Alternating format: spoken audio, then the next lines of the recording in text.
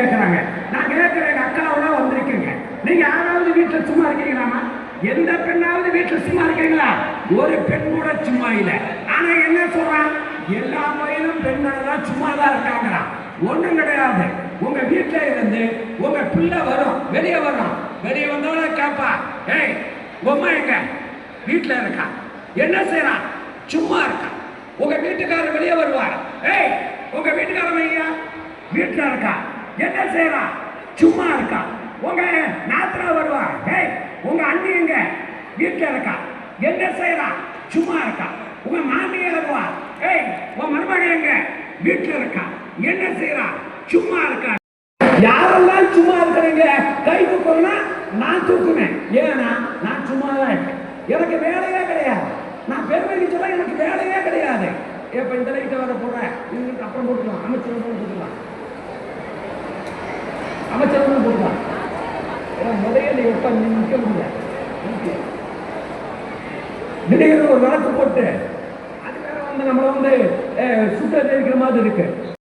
அதிகாரம் உழைக்காற்றும் கடுமையாக உழைக்கக்கூடியவன் என் தமிழ்நாட்டு பேர். அவனுக்கு 1000 ரூபாய் தரேன் தந்த தலைவர் எங்கள் தளபதி ஸ்டாலின் என்ற தலைவர் என்பதை மறந்து விடக்கூடாது. நீங்க எனக்கு 1000 ரூபாய் தரணும். நீங்க 1000 ரூபாய் கொடுத்தீங்கன்னு வைங்க, 1000 ரூபாய் கொடுத்தீங்கன்னா தாரணி சாமி 2000 பெண்களை கூட்டி வச்சிருக்காரு.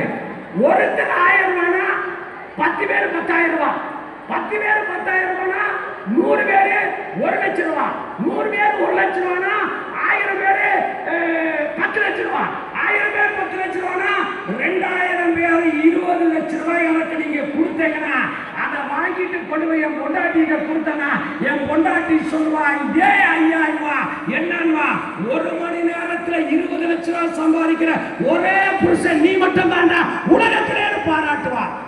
நடக்குமா? நடக்காது. நீங்க கொடுக்க போறதும் கிடையாது, நான் வாங்க போறதும் கிடையாது, உன்னைய மனைவிட்ட கொடுக்க போறதும் கிடையாது, அவட்ட நல்ல பேர் வாங்க போறதும் கிடையாது.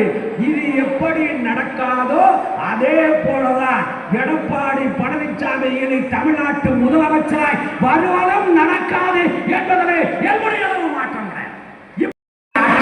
திராவிட முன்னேற்ற கழகத்தின் ஆட்சி, இந்த ஆட்சியை தவிர வேறு எந்த ஆட்சியும் தமிழ்நாட்டுக்கு தேவையில்லை என்பதனால்தான் வருகிற 2026 எங்க தலைவர் சொல்லிட்டார். என்ன சொன்னாரு? நானே 5000 ரூபாய் போட்டிருக்கேன். போட்டதுக்கு அப்புறம் நீங்க கவலைப்படாதீங்க, மே மாதம் தேர்தல் முடிவு வந்த பிறகு நான் முதலமைச்சராக அமர்ந்த பிறகு நான் போடுகிற முதல் கையெழுத்து என்ன கையெழுத்து என்றால் 1000 ரூபாய் வாங்கி கொண்டிருக்கிற பெண்களே இனிமேல் உங்கள் அக்கௌண்டில் 2000 ரூபாய் கொடுக்கப்படும் என்று எங்கள் தலைவர் ஸ்டாலின் அறிவித்திருக்கிறார். 2000 ரூபாய் இந்த பிரச்சனை இருக்கு. எனக்கு கிட்டத்தட்ட 3 வருஷமா இருக்கு. 3 வருஷமா இந்த பிரச்சனையை பார்க்கலையா? கண்டிப்பா பார்க்கலைன்னா டாக்டர் சொல்லுவாரு, அம்மா உங்க உடம்பு ஏன் இழைச்சு தெரியுமா, ஏன் உங்களால சாப்பிட முடியல, ஸ்டாலின் என்ற தலைவர் என்பதை நீங்கள் மறந்துவிடக் கூடாது. ஆகவேதான் உங்களை எல்லாம்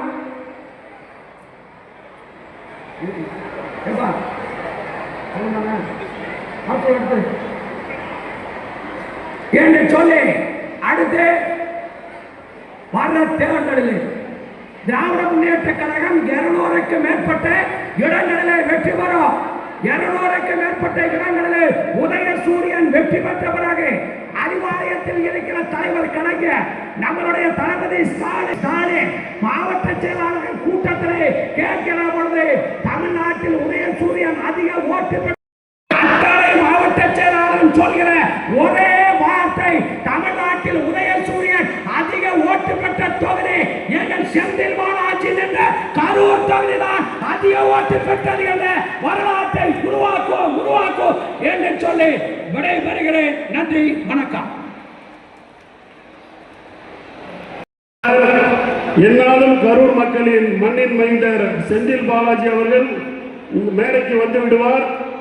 இப்பொழுது கூட்டணி கட்சியை சேர்ந்த தலைவர்கள், மாவட்ட செயலாளர்கள் 1 நிமிடம் அனைவரும் பேசுமாறு கேட்டுக்கொண்டு தமிழர் தேசத்தின் வீர முத்திரையர் சங்கத்தின் மாவட்ட செயலாளர் ஸ்ரீரங்கன் அவர்களை பேசுமாறு அழைக்கிறேன்.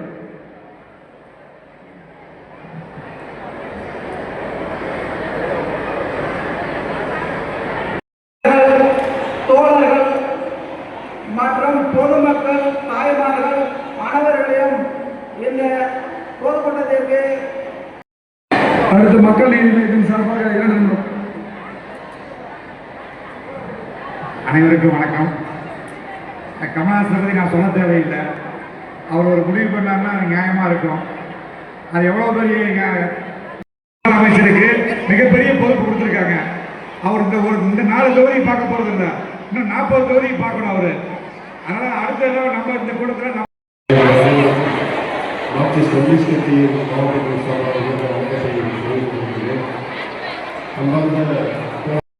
தோழர்கள் சுட்டிக்காட்டியது போல தமிழ்நாட்டிலே அதிக வாக்குகள் வித்தியாசத்தில் வெற்றி பெற்றது நம்முடைய அன்பு சகோதரர் செந்தில் பாலாஜி என்று சொல்லக்கூடிய அளவிற்கு நாமெல்லாம் பணியாற்றி வெற்றி பெற செய்ய வேண்டும். தமிழகத்தை பாதுகாக்க வேண்டும்.